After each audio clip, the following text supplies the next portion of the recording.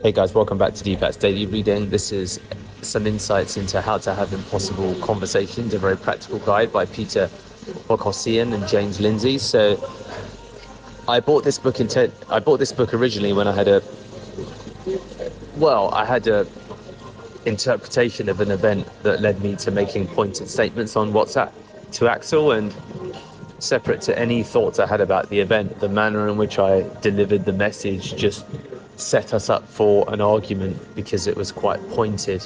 So I realized that wasn't the best way to engage in any type of conversation where you think there might be disagreement. So I think something similar had happened with Daniela previous to that. I forget what now. The engagement with Axel was more acute and it led me to getting this book. So the book's been fantastic, to be honest with you. It's helped me in more ways than I appreciated going into it. So it, of course, centers around strategies around difficult conversations. And there's some really, really key insights. So the first one is it is better to be married than to be right.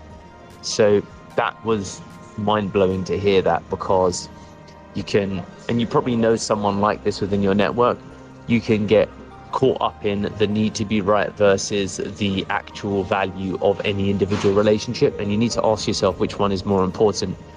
Also, actually, when you outline or underline the fact that, look, I'm right, or this is the approach, in any type of defiant manner, it 99 times out of 100 doesn't lead the other party to really changing their mind at all, because it, for the most part, in most people, begins from an emotional base, and coming to a point of disagreement within the context of a friendly discussion, great friendship, is much more productive. So you need to change someone's emotions before you change their mind.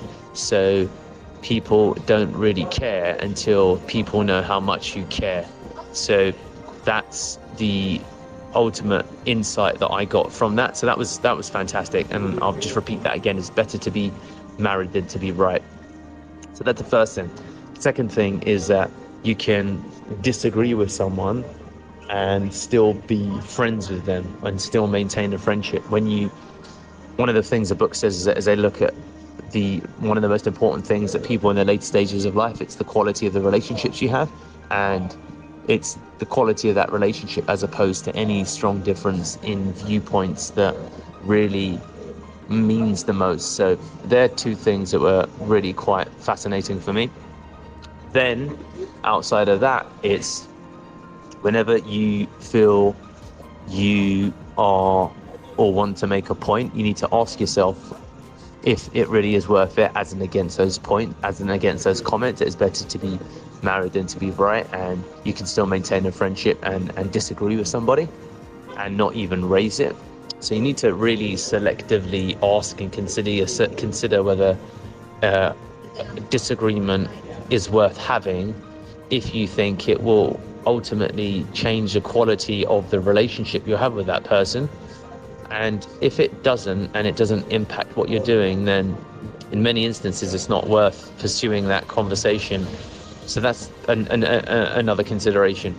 Where it is worth pursuing or is worth having a conversation around and approaching it with very particular language, we and that, so that opinion instead of your opinion, which labels the person in a almost permanent state of difference, as opposed to that opinion, which is more fluid, and then we is more collaborative, as opposed to you, which is more accusatory.